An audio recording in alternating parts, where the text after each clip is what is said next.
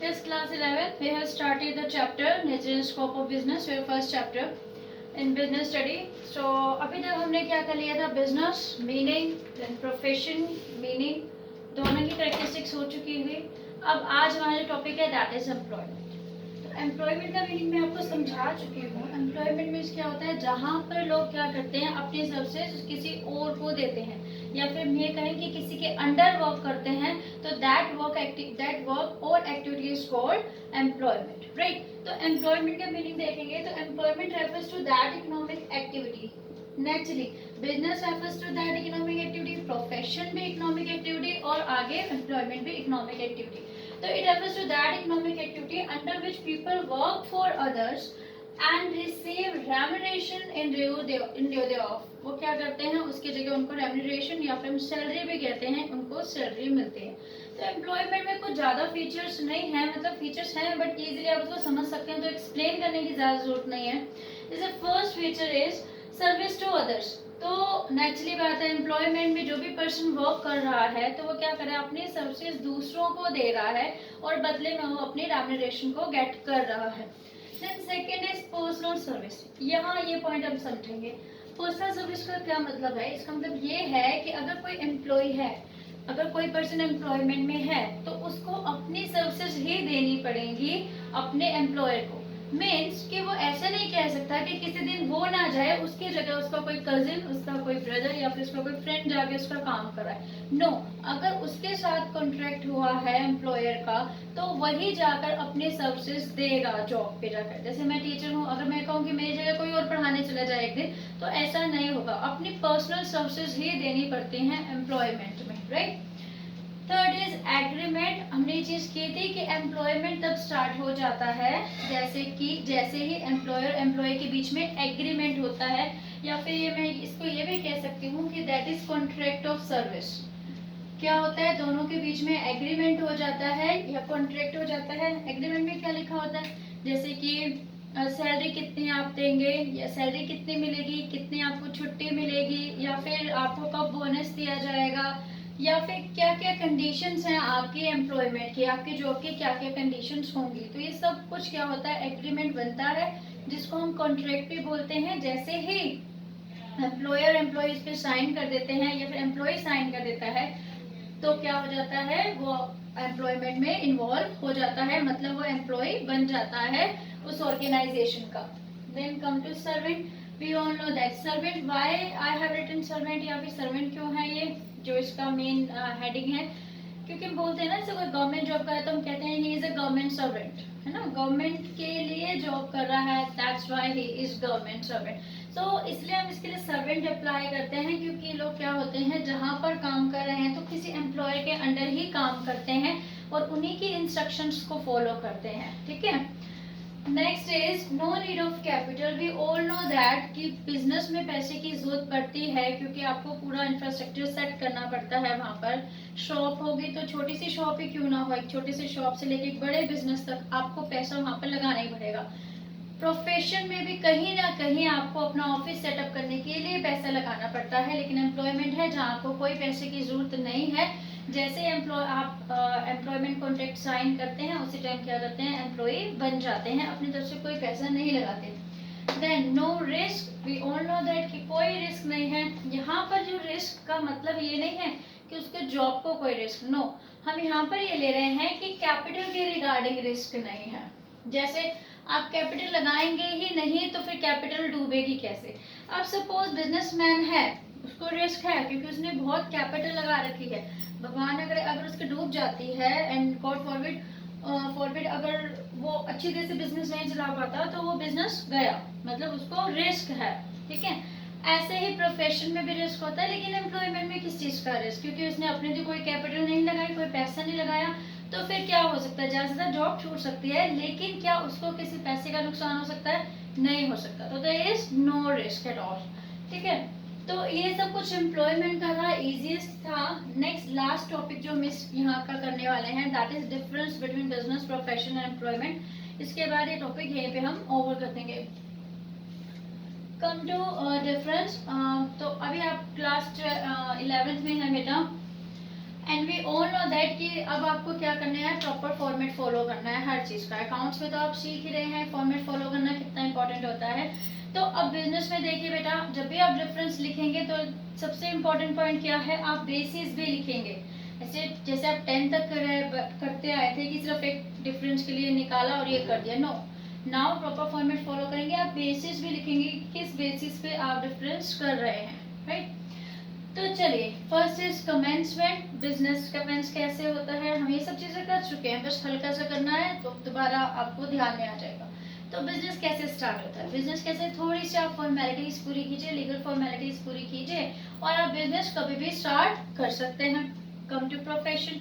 Profession कब start कर सकते हैं, प्रोफेशन तब स्टार्ट होता है जब आपको रेलेवेंट प्रोफेशनल एसोसिएशन से, वहां से आपको रजिस्ट्रेशन आपका हो जाता है और आप रिलेटेड डिग्री गेट कर लेते हैं या रिलेटेड सर्टिफिकेट गेट कर लेते हैं कि अब आप अपना प्रोफेशन स्टार्ट कर सकते हैं। तो प्रोफेशन तब स्टार्ट हो जाता है। Next is employment. कब स्टार्ट होता है, एम्प्लॉयमेंट तभी स्टार्ट होता है जब एम्प्लॉय को, जब किसी पर्सन को लेटर ऑफ अपॉइंटमेंट मिलता है। जब एम्प्लॉयर लेटर ऑफ एम्प्लॉयमेंट दे देता है, अपॉइंटमेंट दे देता है, उसी टाइम में क्या हो जाता है, वो बन जाता है एम्प्लॉय ऑफ द ऑर्गेनाइजेशन। उस ऑर्गेनाइजेशन का एम्प्लॉय बन जाएगा और उसका काम स्टार्ट हो जाएगा, राइट।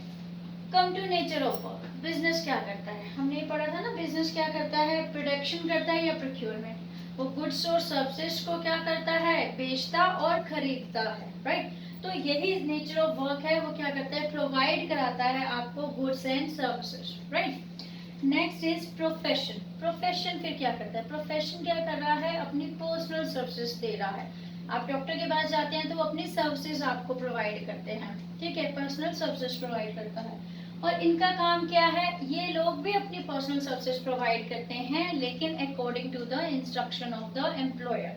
जो एम्प्लॉयर करेगा उन्हीं की इंस्ट्रक्शन पे उनको ये काम करना पड़ेगा, या जो जॉब की रिक्वायरमेंट होगी उसी के अकॉर्डिंग ये काम करेंगे। Next is investment. ये तो बहुत ही इजी है। इन्वेस्टमेंट सबसे ज्यादा कहाँ पर इन्वेस्टमेंट की जरूरत पड़ती है, तो हाईएस्ट, हम कह सकते हैं कंपेयर करें तो यहाँ पर कैपिटल की जरूरत बहुत ज्यादा पड़ती है। यहाँ पर कंपेयर करें तो हायर भी कह सकते हैं, हायर, या फिर मैं कह सकती हूँ कंपेयर टू बिजनेस, ये क्या है, लोअर। और there is no need of capital, और यहाँ पर तो पैसे की जरूरत ही नहीं है। यहाँ पर आपको पैसे की जरूरत है बिजनेस में, प्रोफेशन में उससे थोड़ा कम, क्योंकि क्लिनिक सेटअप करना है, सपोज एक डॉक्टर का या लॉयर को एक अपना चैम्बर खरीदना है या फिर लॉयर को अपना ऑफिस मेंटेन करना है, तो उसमें बिजनेस से कम एक्सपेंसेस होते हैं। और कम टू एम्प्लॉयमेंट तो कोई जरूरत ही नहीं है पैसे इन्वेस्ट करने की। और मैंने आपको बताया था कि इन्वेस्टमेंट से ही रिस्क जुड़ा है, तो जो जितना पैसा लगाएगा, जो जितना इन्वेस्ट या कैपिटल करेगा, उसको उतना ज़्यादा रिस्क होगा। तो सबसे ज़्यादा रिस्क किसको है, बिजनेस को रिस्क है। देन उससे कम हम करें तो लो है, और किसमें क्या रिस्क है, no, here there is no risk. हमने पढ़ा था अभी, एम्प्लॉयमेंट को कोई रिस्क नहीं होता, और इसको हम समझ भी चुके हैं। Then come to objective. हमारे बिजनेस का ऑब्जेक्टिव क्या है, टू अर्न प्रॉफिट। ऑब्जेक्टिव जो है बिजनेस का वो क्या है, to earn profit through provision of goods and services. वो गुड्स एंड सर्विसेज प्रोवाइड करता है और उसके थ्रू क्या करता है, प्रॉफिट अर्न करता है। कम टू प्रोफेशन। प्रोफेशन क्या कर रहा है, टू अर्न फी। वो फी कर रहा है through personal services, through personal services. वो अपनी पर्सनल सर्विसेज देता है। आप किसी डॉक्टर के पास जाइए या लॉयर के पास जाइए, आपको क्या पेमेंट करनी पड़ती है, फी पेमेंट करते हैं हम इसको, तो वो फी अर्न करता है और फिर वो क्या करता है, अपनी पर्सनल सर्विसेज आपको देता है।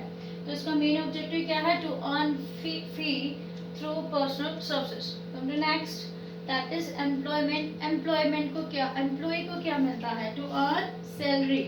इसको क्या मिलती है, सैलरी मिलती है अपने काम के बदले में। टू अर्न सैलरी कैसे मिलती है, वो जब वो क्या करता है, according to the instruction of the employer work करता है, तो उसको क्या मिलता है, सैलरी मिलती है। तो इसका मेन ऑब्जेक्टिव क्या है, टू अर्न सैलरी, कैसे, एम्प्लॉयमेंट की कंडीशंस के अकॉर्डिंग काम करके। Next is transfer of interest. ये समझेंगे बेटा, ये बच्चों को नहीं समझ आता कि ट्रांसफर ऑफ इंटरेस्ट का मीनिंग क्या हो। ट्रांसफर ऑफ इंटरेस्ट मीनिंग होता है कि क्या आप अपने जो भी बिजनेस या प्रोफेशन या एम्प्लॉयमेंट जो है, क्या आप किसी और को शिफ्ट कर सकते हैं, किसी और को ट्रांसफर कर सकते हैं? जैसे बिजनेस है, अगर बिजनेस कोई पर्सन अपने बेटे को या फिर किसी फ्रेंड को या किसी को भी देना चाहता है, क्या वो अपना बिजनेस किसी ट्रांसफर कर सकता है? तो ट्रांसफर ऑफ इंटरेस्ट का मतलब ये है कि क्या आप अपने बिजनेस, प्रोफेशन या एम्प्लॉयमेंट को किसी और को शिफ्ट कर सकते हो या ट्रांसफर कर सकते हो। तो यस, बिजनेस बहुत इजीली ट्रांसफर किया जाता है, एक पर्सन दूसरे पर्सन को अपना बिजनेस दे सकता है, राइट। प्रोफेशन दे सकता है कि अगर सपोज एक पर्सन है, वो कह सकता है कि मैं डॉक्टर हूँ, मेरा बेटा डॉक्टर बन जाएगा, ये डिग्री तुम ले लो। No, he can't do it. वो अपने बेटे को या अपने रिलेटिव को कभी भी अपने इंटरेस्ट को ट्रांसफर नहीं कर सकता। उसके लिए प्रॉपरली उसके बेटे को रेलेवेंट डिग्री गेट करनी होगी, ठीक है, एजुकेशन गेट करनी होगी और रेलेवेंट डिग्री गेट करनी होगी। तो यहाँ पर ट्रांसफर इंटरेस्ट नहीं होगा, यहाँ पर हो जाएगा, बट नो, यहाँ पर ट्रांसफर ऑफ इंटरेस्ट नहीं होगा। एम्प्लॉयमेंट में होता है? नहीं, यहाँ भी नहीं होता। मैंने अभी आपको बताया कि यहाँ भी आपको अपनी पर्सनल सर्विस देनी पड़ती है, तो आप अपनी जॉब उठा के किसी को नहीं दे सकते हैं, आपकी जॉब है तो आप ही करेंगे, तो यहाँ पर भी ट्रांसफर ऑफ इंटरेस्ट नहीं होगा। Come to next, code of conduct. और कोड ऑफ कंडक्ट मैंने आपको बताया था, कोड ऑफ कंडक्ट को हम इजी लैंग्वेज में क्या बोलते हैं? Rules and regulations. Code of conduct, क्या बिजनेस में कोई कोड ऑफ कंडक्ट है? क्या बिजनेस के कोई रूल्स एंड रेगुलेशन है? No, there are no rules and regulation for business. Business के लिए कोई रूल्स एंड रेगुलेशंस नहीं है। बिजनेस अपने अकॉर्डिंग कीजिए, कोई आपको ये नहीं कहेगा कि आपको प्रॉपर 5 o'clock पहुंचना है। बिजनेस में तो 5 o'clock ही पहुंचना है, चाहे तो 6 o'clock भी पहुंचे, तो कोई रूल्स एंड रेगुलेशंस नहीं है, ठीक है। बिजनेस अपने अकॉर्डिंग किया जाता है।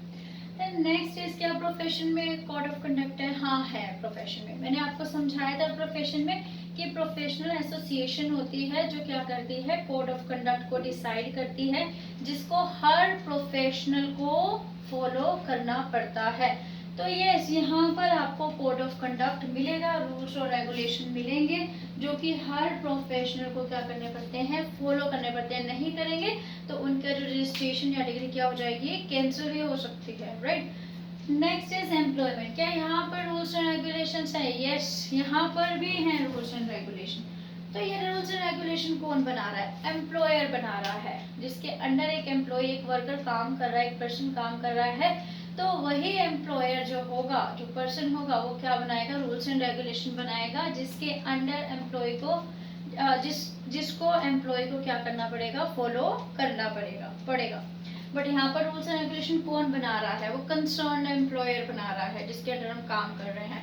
यहाँ पर रूल्स एंड रेगुलेशन कौन बनाता है? वो प्रोफेशनल एसोसिएशन बनाती है। मैंने आपको समझाया था, जैसे डॉक्टर के लिए होती है मेडिकल काउंसिल ऑफ इंडिया होती है, सीए के लिए होती है ICAI होती है, एडवोकेट के लिए बार काउंसिल ऑफ इंडिया। तो ये सारे एसोसिएशन होंगे, ये सारे रूल्स एंड रेगुलेशंस बनाएंगी, जो हर किसी प्रोफेशन को फॉलो करने हैं। तो बिजनेस में नहीं होता, कोई भी रूल्स एंड रेगुलेशन नहीं है, अकॉर्डिंगली अपने अकॉर्डिंग क्या करते हैं? काम करते हैं। तो यहाँ तक हमने सीख लिया और ये टॉपिक हमारा कंप्लीट हो गया। नेक्स्ट जो हम करने वाले हैं, दैट इज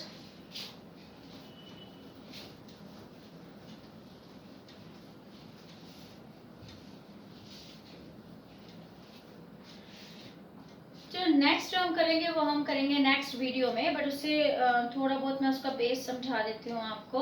तो नेक्स्ट टॉपिक जो हम स्टार्ट करने वाले हैं, that is types of business activities. Types of business activities. और क्या है types of business activities? That is industry and commerce. तो इंडस्ट्री और कॉमर्स होंगे, और फिर इंडस्ट्री को अगेन डिवाइड करेंगे हम डिफरेंट पार्ट्स में, कॉमर्स को भी करेंगे। तो उसके बाद हम क्या करेंगे? इस टॉपिक का भी ऐड करेंगे, राइट। तो फिर नेक्स्ट वीडियो में मिलते हैं। नेक्स्ट वीडियो में हम स्टार्ट करेंगे type of business activity. Thank you.